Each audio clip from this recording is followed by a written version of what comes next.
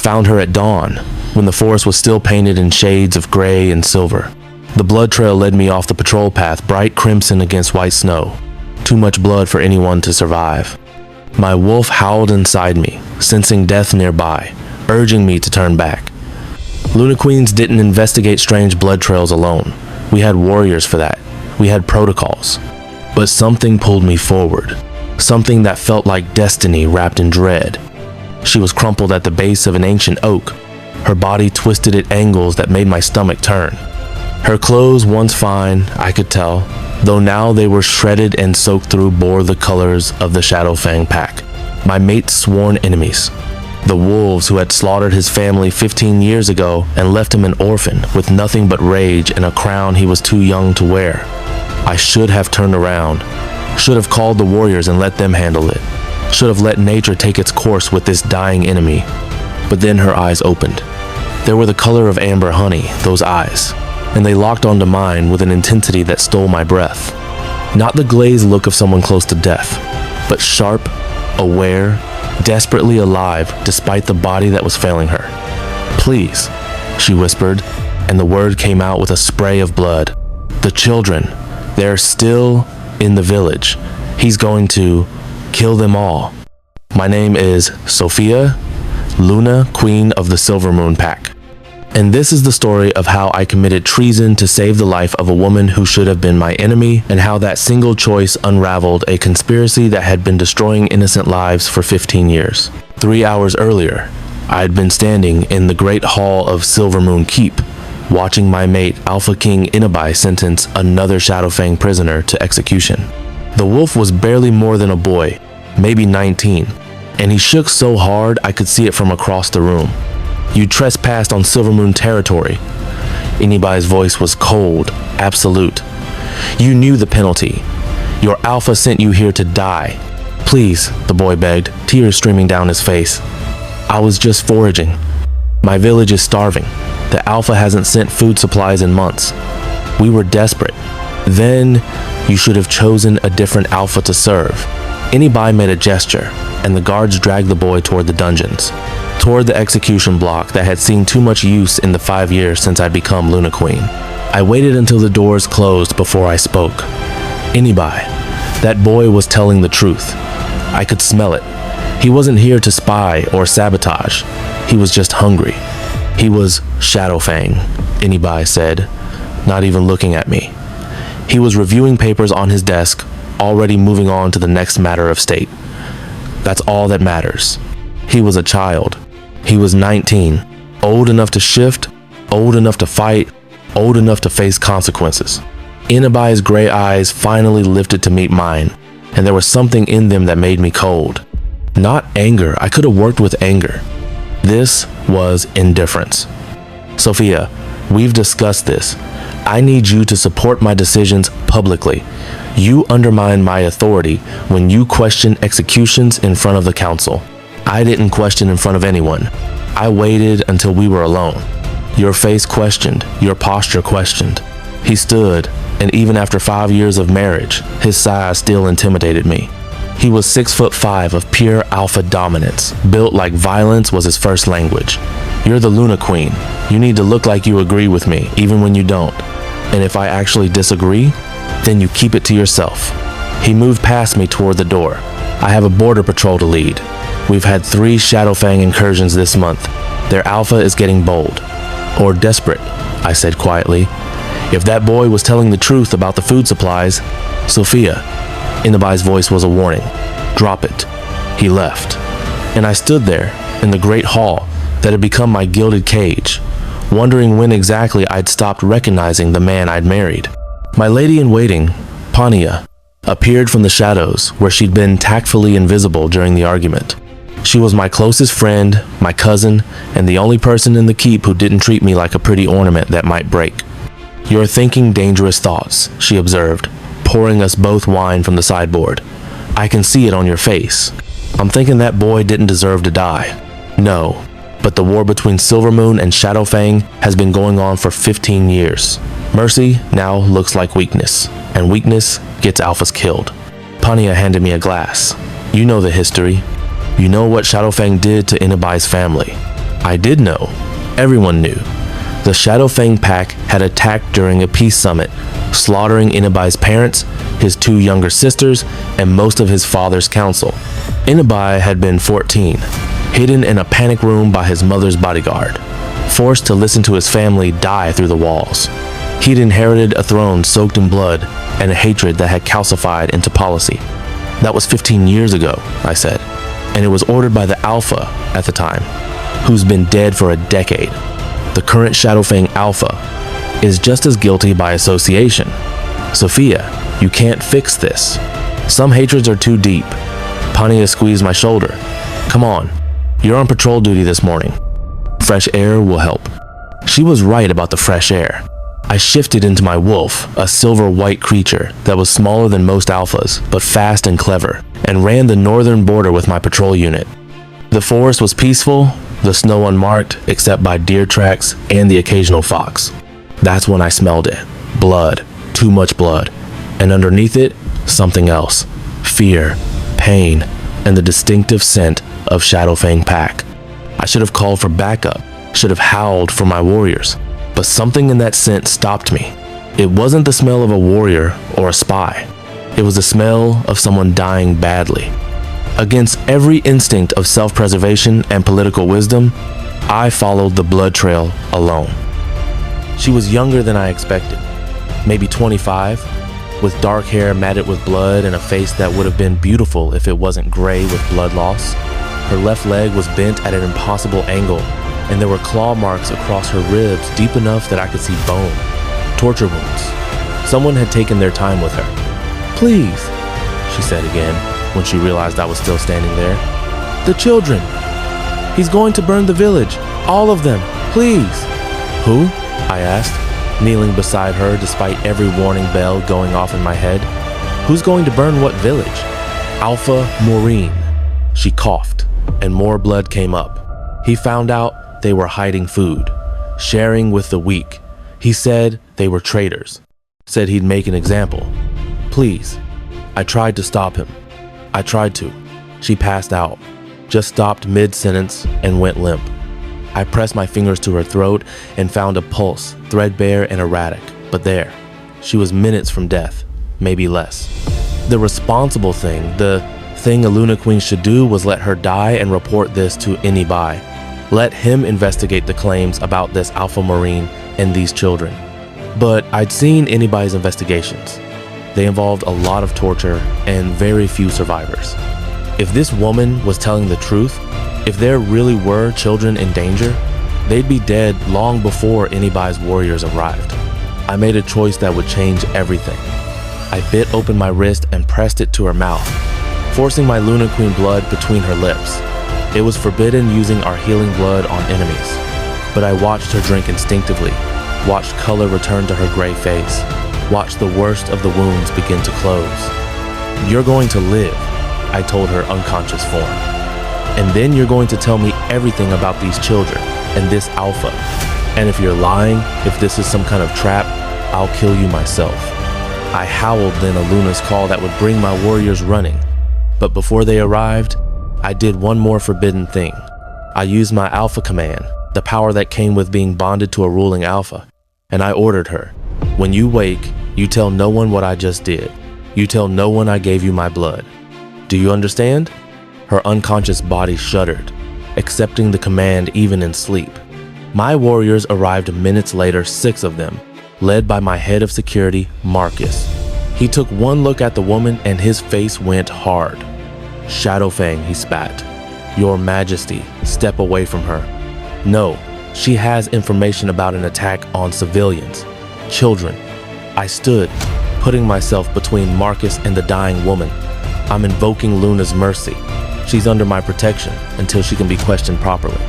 Luna's mercy was an ancient law, rarely used, that allowed a Luna Queen to grant temporary sanctuary to anyone in her territory.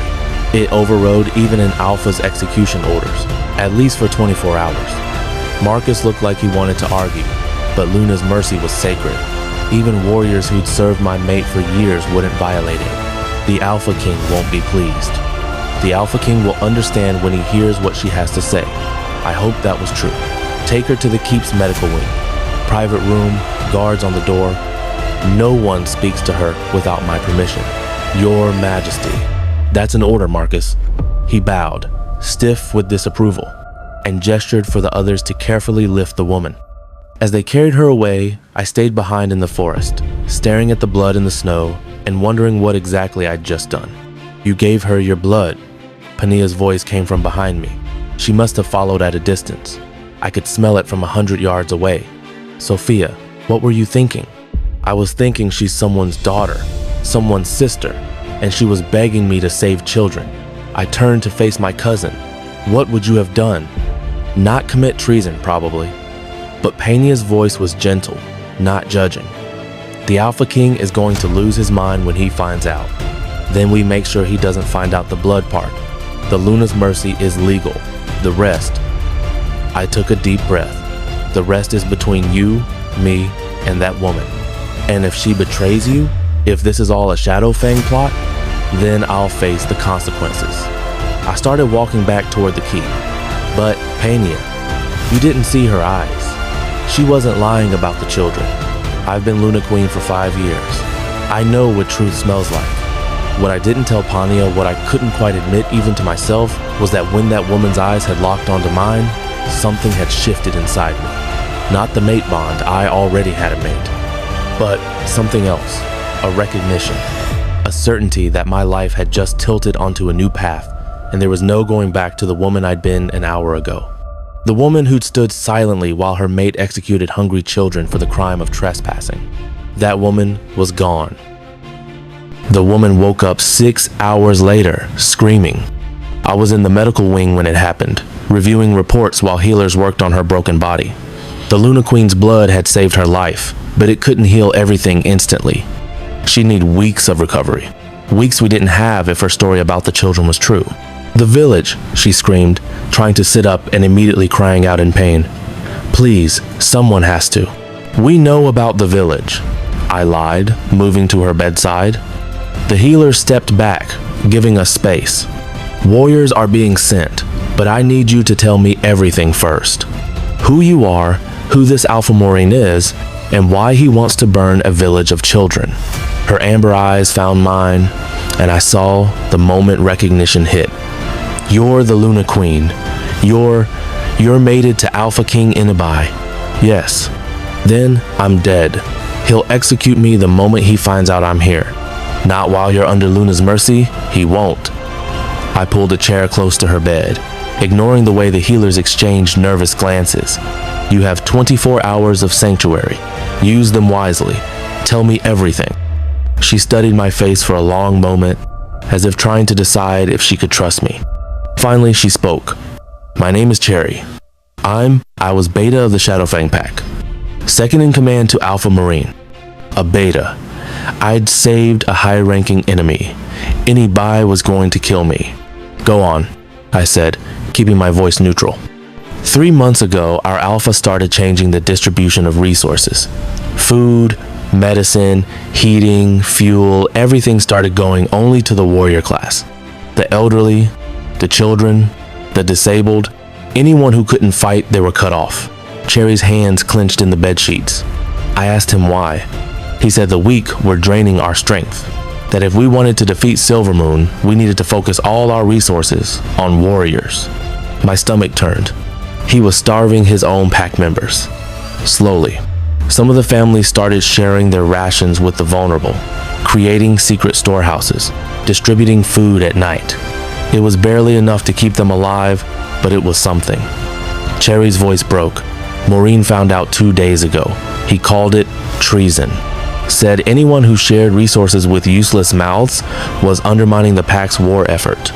And the village? Clearwater Village. It's on the western edge of Shadowfang territory. Mostly elderly wolves and children families of warriors who died in the war. They were one of the places receiving secret food supplies. Cherry looked at me with desperate eyes. Maureen ordered it burned. Everyone inside, as an example to the rest of the pack. When? He was gathering warriors when I confronted him, tried to stop him. She touched her ribs, where the torture wounds were still healing.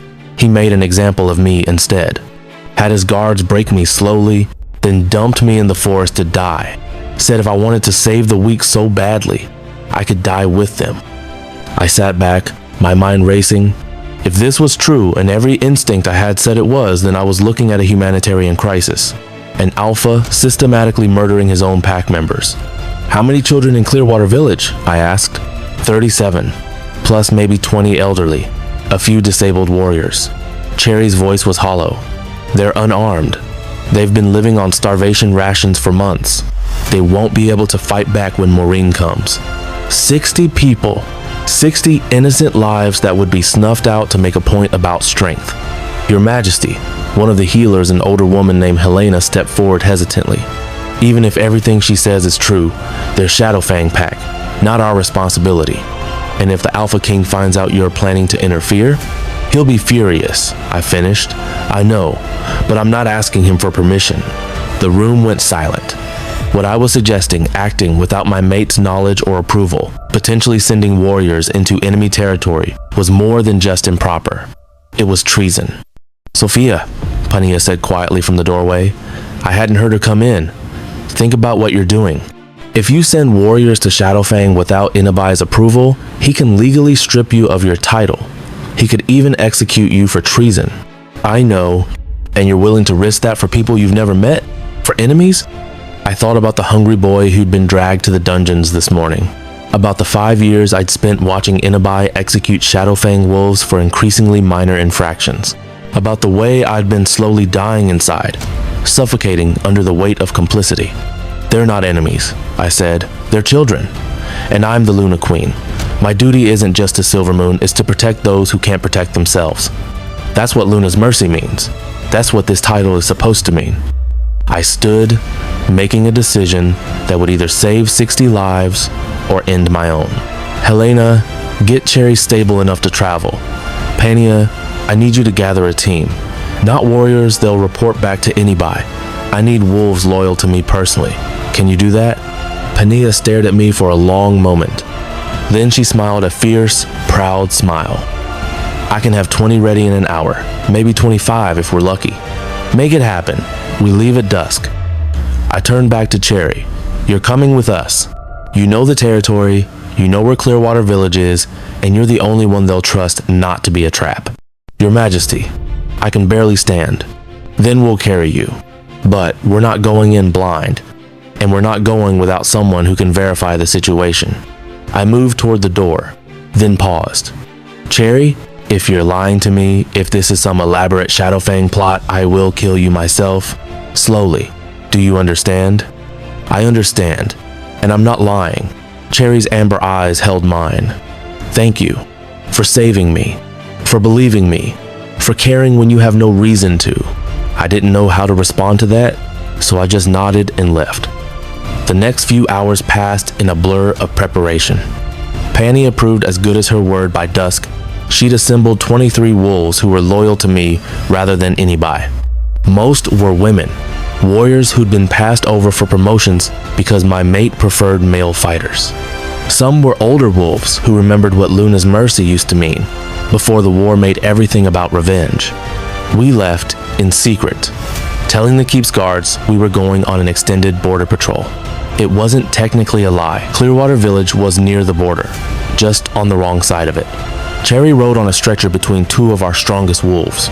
She'd insisted on coming despite Helena's protests, and I had to admit her knowledge of Shadowfang territory was invaluable. She guided us through hidden paths, around patrol routes, toward a village I'd never heard of despite being Luna Queen of the neighboring territory. How did I not know about this place? I asked as we ran. I've studied every map of Shadowfang lands. Clearwater Village isn't on any of them.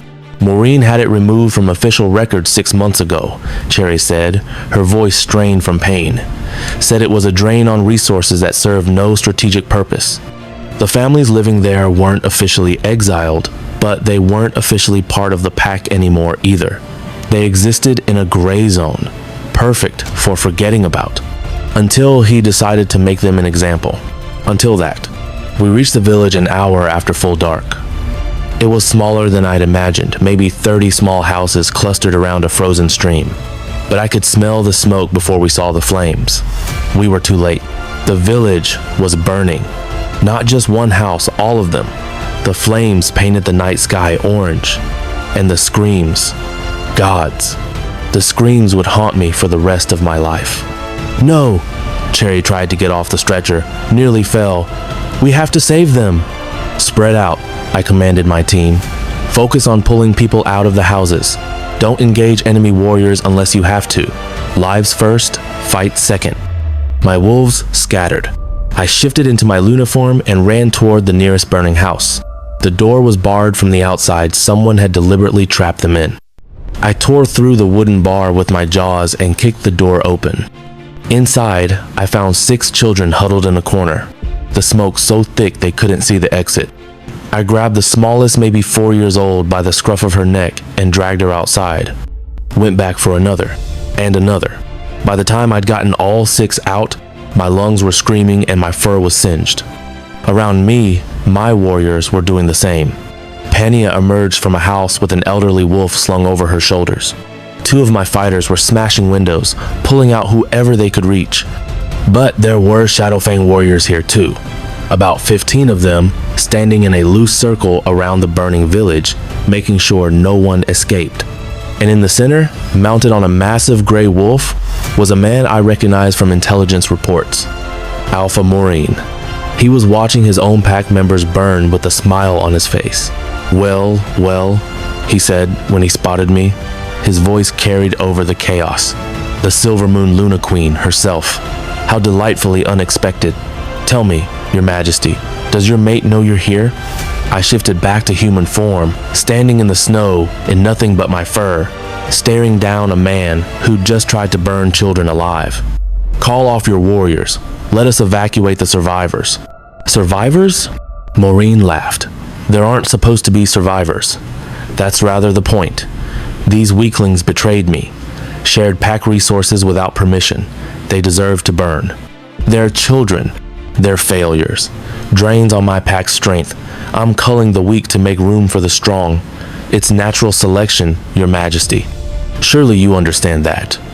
His eyes glittered with malice. Or has being mated to the legendary Alpha King Inibai softened you?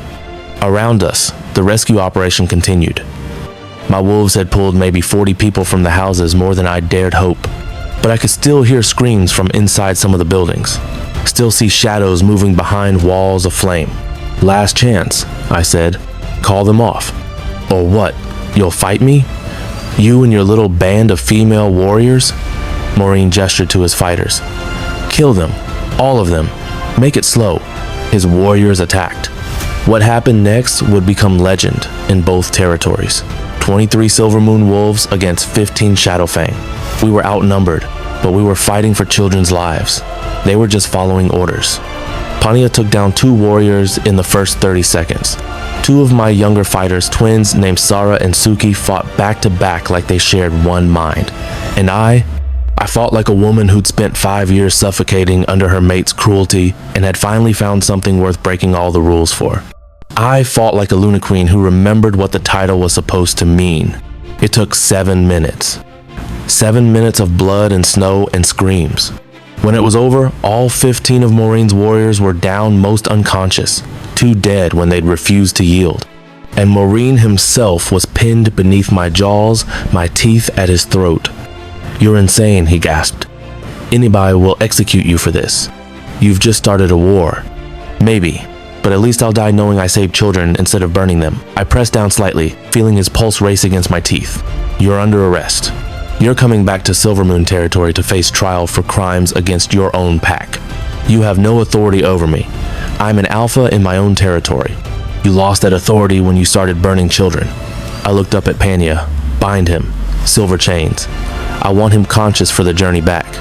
As my wolves secured Maureen, I finally let myself look at what we'd saved. 43 people, less than I'd hoped, but more than would have survived if we'd done nothing. 31 children, most coughing from smoke inhalation. 12 adults, a mix of elderly and disabled warriors who'd been deemed useless by their alpha. Cherry had dragged herself off the stretcher and was moving among the survivors, checking injuries, offering quiet comfort. Despite her own broken body, despite being betrayed by her alpha and left to die, she was still trying to save people. I found her kneeling beside a little girl who couldn't have been more than 6, burned badly down one side. Is she? She'll live, but she needs a real healer. Cherry looked up at me with those amber eyes. We all do, Your Majesty. What happens now? Good question. I had just invaded Sovereign Shadowfang territory, fought and captured their alpha, and rescued their citizens. I'd done it without my mate's permission or knowledge. I'd committed treason by any definition of the word, and I'd do it again in a heartbeat. Now, I said, we take everyone back to Silvermoon. The survivors will be granted asylum. Maureen will stand trial. And I looked at the burning village, at the children we'd saved, at the 2 dead warriors who'd forced me to kill them. I faced the consequences. Anybody will strip your title, Panya said quietly, coming to stand beside me. Maybe worse. I know. Was it worth it? I looked at the little girl with the burns, now being cradled by Cherry, at the elderly wolf who was crying with relief, at the children who should have died tonight but would see tomorrow because of a choice I made. Yes, I said, it was worth it. We started the long journey back to Silvermoon Keep. I knew what would be waiting for me there, knew my mate would be furious, knew I'd broken laws that couldn't be unbroken. But as I walked through the snow with 43 saved lives behind me, I felt more like a Luna Queen than I had in 5 years.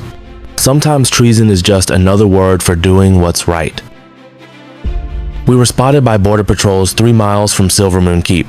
Word traveled fast. By the time we reached the gates, Alpha King Inabai was waiting in the courtyard with 24 warriors. His face was a mask of fury I had never seen before. Explain was all he said. I prepared a speech on the journey back. Something about humanitarian crisis and Luna's mercy and moral duty. But standing in front of my mate with 43 refugees and a captured enemy Alpha, all those words died in my throat. I found evidence that Alpha Marine was systematically killing his own pack members. I said simply, children, elderly, disabled, anyone he deemed weak. I intervened. You invaded sovereign territory without my knowledge or permission. Yes, you took 23 warriors across enemy lines, 23 volunteers. They knew the risks. You captured an alpha. Anybody's eyes moved to Maureen, bound in silver chains. Started a war that could cost hundreds of lives to save 43 lives that were already forfeit. There, Shadowfang, Inabai's control finally cracked, his alpha voice rolling across the courtyard like thunder. Everyone flinched except me. I'd been expecting this. There are enemies, Sophia. They killed my family. They've been trying to destroy this pack for 15 years. And you brought them here? I brought children here. I brought survivors of attempted genocide here. What they are doesn't change what I pointed at Maureen, tried to do to them. You have no proof, only the word of an enemy beta who could be lying. She wasn't lying. I met Inibai's eyes. I know truth when I smell it, and even if I didn't, the burning village was proof enough. We pulled these people from fire set by their own alpha. You want more evidence than that? Inibai was silent for a moment, and I saw something war in his expression. Part of him, the man I'd fallen in love with 7 years ago, before the crown had warped him, wanted to believe me. But the Alpha King, the ruler shaped by trauma and hatred, couldn't afford to. You betrayed me, he said finally, and his voice was cold again. Distant. You betrayed your mate, your alpha, and your pack. You committed treason, Sophia. You know the penalty. I do. Then you'll submit yourself for judgment. He gestured to his warriors. Take the Luna Queen to the dungeons. She'll stand trial tomorrow at dawn. The courtyard erupted in shocked murmurs. Pania started to protest, but I stopped her with a look. I'd known this was coming, had accepted it the moment I chose to save Cherry in the forest. But before the guards could take me, Cherry's voice rang out. Wait. She'd somehow gotten off her stretcher again, was standing on her broken leg through sheer force of will. Every eye turned to her. You want proof? Cherry addressed Inabai directly, ignoring every protocol about enemies addressing Alpha Kings. I'm Beta of Shadowfang, was, anyway. I have access to pack records, distribution logs, communications. I can prove that Maureen has been systematically starving vulnerable pack members for months. I can prove he ordered Clearwater Village burned. I can prove everything your mate is claiming. Why should I believe you? Inabai asked. You're a traitor to your own alpha. You'd say anything to save yourself. I'm not trying to save myself. I'm trying to save them. Cherry gestured to the 43 refugees. I was willing to die to stop this. Your Luna Queen gave me a chance to live long enough to finish what I started. The least I can do is tell the truth. Something shifted in Inibai's expression. Not quite belief, but maybe the beginning of doubt. Tomorrow at dawn, he said finally. You'll both testify. The council will hear evidence, and then we'll decide what justice looks like. He turned to his warriors. The Luna Queen is confined to her chambers, not the dungeons. She's still my mate until the bond is officially severed. The Shadowfang refugees are to be housed in the guest quarters under guard. And someone get that beta a healer before she falls over. It wasn't amnesty, but it was better than being thrown in a cell. As the guards escorted me toward my chambers, I caught Cherry's eye. She nodded once a promise. She'd tell the truth tomorrow, no matter what it cost her. I just hoped the truth would be enough. My chambers had become a prison. Guards outside the door, windows sealed, even the private passages I'd used for years were blocked. Inibai was taking no chances that I'd run. Pania was allowed to visit once, briefly. She brought food I couldn't eat and wine I drank too fast. The council is divided, she said quietly. Some think you did the right thing. Others think you've committed treason and should be executed. It's going to come down to Inibai's vote. What's he saying? Nothing. He's been locked in his study since the trial was announced. Won't see anyone, won't eat. Marcus says he threw a chair through the window an hour ago. Pania squeezed my hand. He's torn apart, Sophia. He loves you, but his hatred for Shadowfang runs deeper than bone. I don't know which side will win. Neither did I. After Pania left, I sat alone in the chambers I'd shared with Inibai for 5 years. Our mating portrait hung on the wall, two young wolves who thought they could change the world together. I'd been 22, he'd been 26, so sure that love and determination could heal old wounds. We'd been idiots. The door opened near midnight.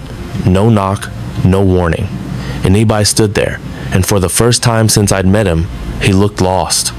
Tell me why, he said. No politics, no protocol. Just you and me. Tell me why you did it. I could have lied. Could have dressed it up in pretty words about duty and mercy. But I was done lying. To him and to myself. Because I was dying, I said simply. 5 years of watching you execute children for the crime of being born, Shadowfang. 5 years of standing beside you while you turned into something your parents would hate. 5 years of suffocating under the weight of a crown that's supposed to mean protection but has only meant revenge. I looked at him.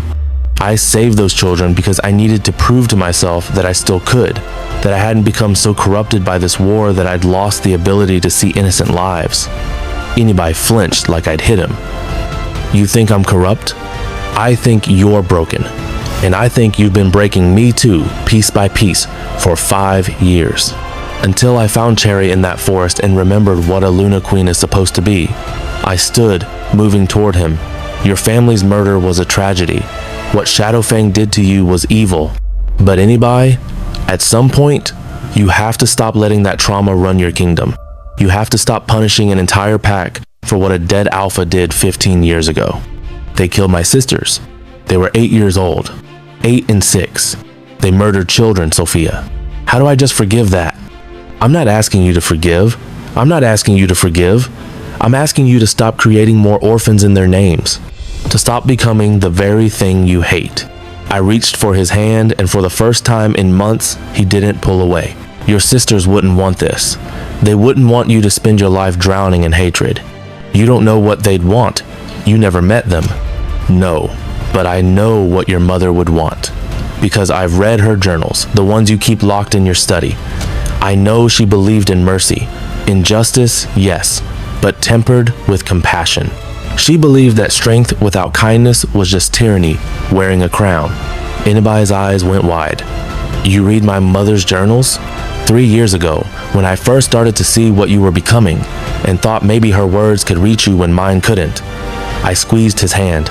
She wrote about you, Inibai, about the boy you were before the massacre. Kind, thoughtful. so full of hope for what kind of alpha you'd be. She'd be heartbroken to see what her death turned you into. He pulled his hand away, turning toward the window. You had no right. You're right. I didn't. Just like I had no right to invade Shadowfang territory and save those children. Just like I had no right to give Cherry my blood and use Luna's mercy to protect her. I've broken a lot of rules lately, Inibai, but I don't regret any of it. Even if it cost your life tomorrow, even then. He was quiet for a long time, staring out at the snow-covered grounds. Finally, he spoke without turning. I should hate you. You betrayed me in the worst possible way. Brought my enemies into my home, made me look weak in front of the council. I should strip your title and exile you at minimum. I know, but I can't. His voice broke. Because you're the only thing that's kept me even remotely human these past 5 years. Every time I started to go too far, started to become something monstrous, you pulled me back. Not always successfully, but you tried. And tonight, when I was ready to execute you without a trial, Pania told me something that stopped me. What? She said you gave Cherry your blood, Luna Queen blood, that you saved an enemy's life with your own life force, knowing it could be used as evidence of treason. He turned to face me finally. Is it true? There was no point denying it. Yes. Why? Because she was dying, and I'm a healer before I'm a queen. I couldn't just watch her die, even if she was Shadowfang. Inibai laughed a broken, painful sound. You're going to be the death of me. You know that? Your compassion, your inability to just let enemies die like a sensible ruler. It's going to destroy us both. Maybe, or maybe it'll save us, one or the other. He crossed to me then, cupping my face in his hands. I love you. I have since the day we met, but I don't know if love is enough anymore. I don't know if I can be the alpha you need me to be. I don't need you to be anything except honest. With me, with yourself, with what happened to those children. I covered his hands with mine. Tomorrow, you're gonna have to choose between the hatred that's been driving you for 15 years or the man you were before it consumed you. Between punishing me for saving lives or admitting that maybe, just maybe, I did the right thing. And if I choose wrong, then I'll accept my fate, but at least I'll die knowing I stood for something. Can you say the same? He kissed me then, desperate, painful, tasting of salt and regret. When he pulled away, his eyes were wet. The trial is at dawn, he said. Get some rest. You're going to need it. He left, and I stood alone in chambers that felt like a tomb, wondering if I'd just said goodbye to my mate for the last time. The great hall was packed. Every ranking member of Silvermoon Pack, half the warrior class, and surprisingly, several neutral alphas from neighboring territories who'd heard about the incident and came to witness the spectacle.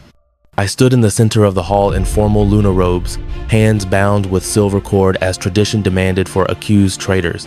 Inibai sat on his throne, his face an unreadable mask. The council flanked him 12 wolves who would vote on my fate after hearing testimony.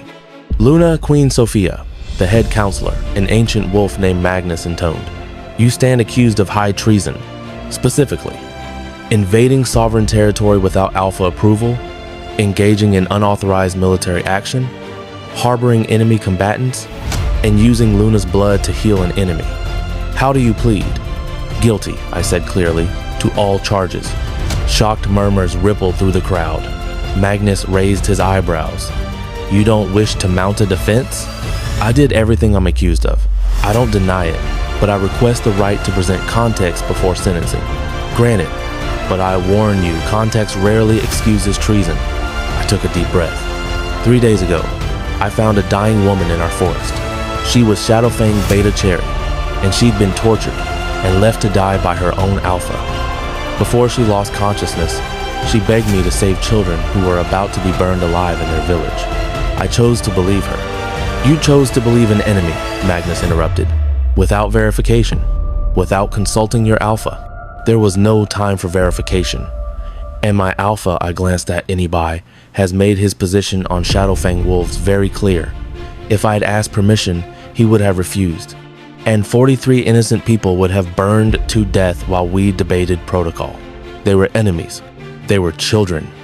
My voice echoed through the hall. 31 children, 12 vulnerable adults. Their crime? Sharing food with pack members their alpha had deemed worthless. He was starving them systematically, cutting off resources to anyone who couldn't fight. And when some families tried to help each other, he decided to burn an entire village as punishment. I could see some council members shifting uncomfortably.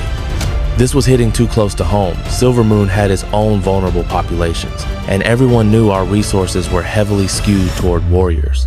These are pretty allegations, Magnus said, but where is your proof? We have only your word and that of a confessed traitor to her own alpha. Then let Cherry testify, I said. Let her show you the records she brought, and let the refugees tell you their own stories. Truth doesn't stop being truth just because it comes from an enemy's mouth. Magnus looked to Inibai, who nodded once. Bring in the Shadowfang Beta. Cherry was carried in on a stretcher, still too weak to walk, but her eyes were clear and determined. 2 warriors placed the stretcher in the center of the hall where everyone could see her. State your name and rank, Magnus commanded. Cherry of Shadowfang, Beta to Alpha Marine, though I renounced that title and his authority as of 3 days ago, when he tried to murder me for opposing genocide. Strong words. Can you prove them? Cherry pulled out a leather satchel that had been hidden under her blankets. These are distribution records for the last 6 months. Food, medicine, fuel. You'll see allocations being systematically reduced for non-warrior classes. Here, she held up a ledger, is a list of pack members marked as resource drains with notes about necessary culling. And this, another document, is the order to burn Clearwater Village, signed by Alpha Marine himself. She threw the papers toward the council. Several members scrambled to pick them up, reading quickly. I watched their faces change as they absorbed what they were seeing. This is systematic elimination, one counselor breathed. He was planning to kill off a quarter of his pack. More, Cherry said flatly. The documents I brought are just the ones I could grab before he caught me. There are more. List of other villages, other problems he planned to solve. Clearwater was just the first. And he tried to kill you when you objected? Magnus asked. He had his warriors break both my legs, crack my ribs, and claw my back open. Then he dumped me in the forest during a snowstorm and told me if I loved the weak so much, I could die with them. Cherry's voice was steady, but I could see tears in her eyes. I would have died if the Luna Queen hadn't found me, if she hadn't given me her blood and used her power to save my life. She committed treason to save an enemy, and that enemy is standing here telling you she did the right thing. The hall exploded into arguing voices, some shouting that I was a hero, others that I'd been manipulated by a clever Shadowfang spy. Magnus banged his gavel repeatedly, trying to restore order. Silence. Inibai's alpha command cut through the chaos like a knife. Everyone fell quiet instantly. I want to hear from the refugees. Bring in the children. Over the next 2 hours, survivor after survivor told their stories. A 10-year-old boy whose father died fighting for Shadowfang, whose mother died of illness, and who'd been surviving on half rations for months because he wasn't old enough to be a warrior. An elderly woman who'd been a warrior herself before injury forced her to retire, now deemed useless by her own alpha. A disabled wolf who'd lost his leg in battle and had watched his food allocations get cut to nothing. And finally, a little girl, the one with burns covering half her body that I'd pulled from the fire. She couldn't have been more than 6, and she spoke in a voice barely above a whisper. The alpha said we were weak. He said weak wolves don't deserve to eat. But my mama said we were strong for surviving when he tried to kill us, strong for helping each other. She looked directly at Inibai. The pretty lady with the silver hair saved me from the fire. She carried me out even though the house was falling down. Is she in trouble? Yes, Inibai said, his voice strained. She broke laws to save you. Then the laws are stupid, the little girl said with perfect childhood logic. You should change them. Despite everything, several people in the hall laughed. Even Magnus cracked a smile. Out of the mouths of babes, he muttered. Then louder. Alpha King Inibai, you've heard the testimony. You've seen the evidence. The council awaits your judgment. What is your verdict on the Luna Queen's actions? This was it. The moment that would determine whether I lived or died. whether the man I'd married 7 years ago could remember who he'd been before hatred consumed him. Inibai stood, and the hall fell silent. He looked at me, really looked at me, and I saw the war raging behind his eyes. My mate committed treason, he said slowly. She invaded enemy territory, engaged in unauthorized combat, captured an enemy alpha, and brought refugees across our borders. These are facts. And traditionally, the penalty for such actions would be death or exile at minimum. My heart sank. He was going to do it. He was going to choose his hatred over me. However, Inibai continued, and hope flickered back to life. There is precedent for Luna's mercy overriding even an alpha's commands. My great-great-grandmother used it during the Civil War to save enemies who were being slaughtered by both sides. She believed that protecting the innocent superseded political boundaries. She believed that some actions, while technically treasonous, were morally necessary. He stepped down from his throne, walking toward me. My mate saved 43 lives, 31 children, 12 vulnerable adults. She stopped a genocide in progress. She risked her life, her title, and our bond to do what she believed was right. And having heard the testimony, having seen the evidence, his voice broke slightly. I believe she was right. The hall erupted again, this time in cheers mixed with protests. Inibai held up a hand for silence. My verdict is this. Luna Queen Sophia is guilty of treason under current law. But current law is unjust, effective immediately. I'm implementing new protocols. Luna's mercy is to be respected absolutely. If a Luna Queen declares sanctuary, no alpha can override it without cause. Cross-border rescue missions to prevent genocide are authorized without prior approval when time is critical, and Silvermoon Pack will offer asylum to any wolf fleeing systemic abuse, regardless of their pack of origin. He turned to me, his eyes wet. My mate didn't commit a crime.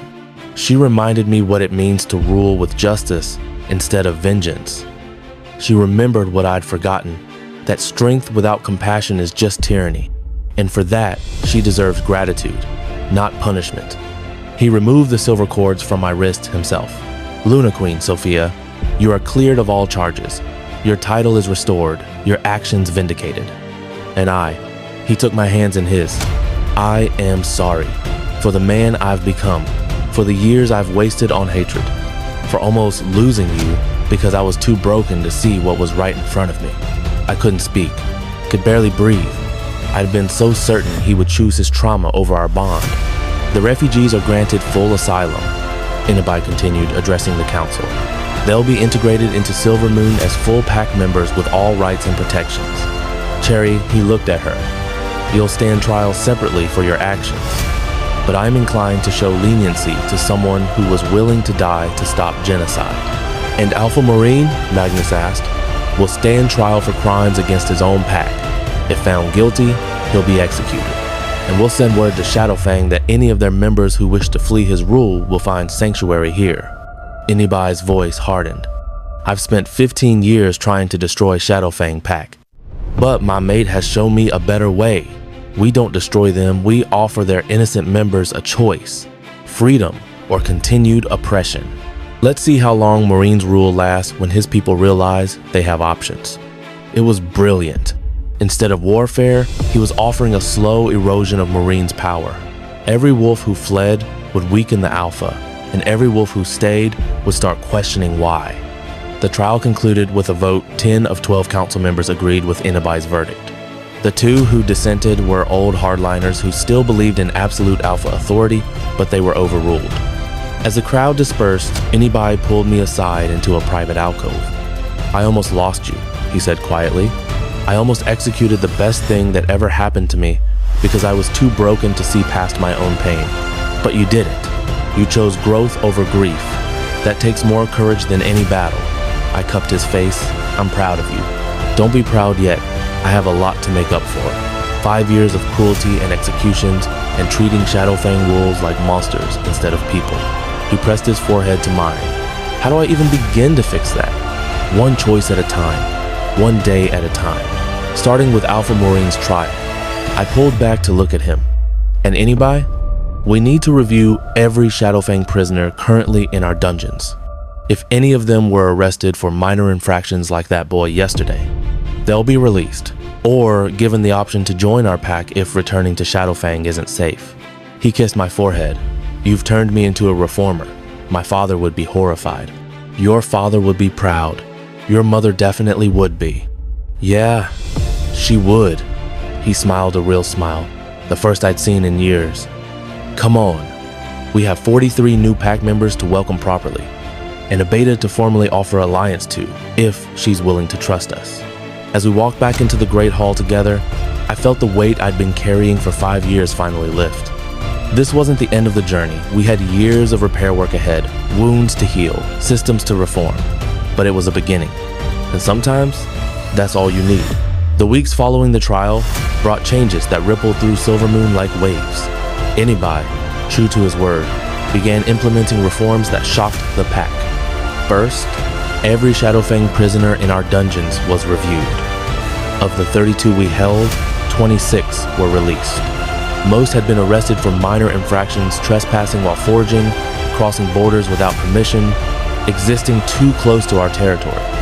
The remaining 6 had actually committed violent crimes, but even they were offered a choice: execution or a chance to prove themselves through community service and integration into Silvermoon. 4 chose service. 2 chose execution, too broken by hatred to imagine another path. Second, Inibai established the Sanctuary program, with Cherry as its director. Any wolf from any pack who could prove they were fleeing abuse, neglect, or corrupt leadership could apply for asylum. We'd provide temporary housing, food, and protection while investigating their claims. If verified, they'd be offered full pack membership. Within a month, we had over 100 applicants, 57 from Shadowfang alone. Third, and this was the hardest for Inibai, he reached out to Shadowfang's council with an offer. Any pack members who wished to leave peacefully could do so without retaliation from Silvermoon. We wouldn't raid for refugees or encourage desertion, but we'd keep our borders open to anyone seeking sanctuary. Shadowfang's council responded with fury. They called it an act of war, called Inibai a traitor to his own family's memory, called me a Shadowfang sympathizer who'd corrupted their once great Alpha King. Inibai's response was simple: come and do something about it. They didn't, because they couldn't. Half their pack was on the edge of desertion, and Alpha Maureen, currently awaiting execution in our dungeons, had left them leaderless and divided. The reformation wasn't easy. There were protests from hardline Silvermoon wolves who thought we were betraying our history. There were integration problems as former enemies tried to live side by side. There were moments when I thought the whole thing would collapse under the weight of 15 years of hatred. But slowly, impossibly, it worked. I saw it the day a Silvermoon warrior, a woman whose mate had died fighting Shadowfang, offered to train a group of teenage Shadowfang refugees in combat techniques. Saw it when elderly wolves from both packs started sharing stories, finding common ground in their histories. Saw it when Lily, the little girl with burns, became best friends with Inibai's niece, and the two of them ran through the keep without a care for the pack lines that had defined their parents' lives. 3 months after the trial, Cherry asked to speak with me privately. We met in my study, where I'd been reviewing asylum applications. I need to tell you something, she said, and she looked nervous. About the night you found me, about what happened before Maureen threw me in the forest. All right. He didn't just torture me because I opposed burning Clearwater. That was part of it, but she took a deep breath. I confronted him about something else, something bigger, and I need to know if I can trust you with it before I tell anyone else. My stomach tightened. You can trust me. Maureen wasn't working alone. The systematic starving of vulnerable pack members, the elimination of useless wolves, it wasn't just his idea. He had support, financial support, from someone in Silvermoon. The world tilted. What? I found transfer records. Money moving from a Silvermoon account to Maureen's personal funds. Enough money to support his warriors while the rest of the pack starved. And notes communications planning the efficiency improvements together. Planning to create a new pack order based on pure strength where the weak were eliminated to make room for elite warriors. Who? My voice came out hoarse. Who in Silvermoon was supporting him? Cherry pulled out a folded document. the paper worn from being hidden against her skin for months. She handed it to me, and I read the signature at the bottom. Lord Thaddeus, Inabai's uncle, his father's brother, who'd survived the massacre and spent 15 years as Inabai's closest advisor. No, I whispered. This can't be right. Thaddeus has been pushing for war with Shadowfang for years. Why would he be funding their alpha? Because war makes him rich. He controls most of Silvermoon's weapons manufacturing. Every battle, every patrol, every execution, he profits from all of it. And a weak, divided Shadowfang that keeps attacking just enough to justify continued military spending, that's his ideal situation. Cherry's voice was tight with anger. But when Maureen started getting too obvious with the genocide, started attracting attention that might lead to investigations, Thaddeus told him to back off. That's when Maureen decided to just eliminate the evidence, burn Clearwater and everyone who knew about the starvation policy. And you found this out how? I was sleeping with Maureen's treasurer. Not proud of it, but she gave me access to records I shouldn't have seen. She's dead now, killed in the fighting when you rescued us. But before she died, she told me to get this information to someone who could use it, someone who'd care more about justice than politics. I stared at the document, feeling sick. Inabai's uncle, the man who'd helped raise him after his parents' death, the man who'd been whispering in his ear for 15 years, feeding his hatred, pushing him toward more and more extreme anti-Shadowfang policies. All to keep the war going, to keep the money flowing. We need to tell Inabai, I said finally. Are you sure? Thaddeus is family. He's been advising the Alpha King since before you were Luna Queen. Inabai might not believe it, might think it's a Shadowfang trick to divide his leadership. He'll believe me. He has to. I stood, the document clutched in my hand. Because if this is true, if Thaddeus has been manipulating this entire war for profit, then everything Inabai has done for the past 15 years was based on a lie. Every execution, every raid, every escalation, all of it was just making Thaddeus richer. Sophia, be careful. Men like Thaddeus don't go down easily. If he finds out you know, then he should have thought of that before he funded genocide to protect the Luna Queen, found her mate's enemy dying in the forest, and she made a choice that changed everything. I found her at dawn, when the forest was still painted in shades of gray and silver. The blood trail led me off the patrol path, bright crimson against white snow. Too much blood for anyone to survive. My wolf howled inside me, sensing death nearby, urging me to turn back. Luna Queens didn't investigate strange blood trails alone. We had warriors for that. We had protocols. But something pulled me forward, something that felt like destiny wrapped in dread. She was crumpled at the base of an ancient oak, her body twisted at angles that made my stomach turn. Her clothes, once fine, I could tell, though now they were shredded and soaked through bore the colors of the Shadowfang pack, my mate's sworn enemies. The wolves who had slaughtered his family 15 years ago and left him an orphan with nothing but rage and a crown he was too young to wear. I should have turned around, should have called the warriors and let them handle it, should have let nature take its course with this dying enemy. But then her eyes opened. They were the color of amber honey, those eyes, and they locked onto mine with an intensity that stole my breath. Not the glazed look of someone close to death, but sharp, aware, desperately alive despite the body that was failing her. Please, she whispered, and the word came out with a spray of blood. The children, they're still in the village. He's going to kill them all. My name is Sophia Luna, Queen of the Silvermoon Pack. And this is the story of how I committed treason to save the life of a woman who should have been my enemy, and how that single choice unraveled a conspiracy that had been destroying innocent lives for 15 years.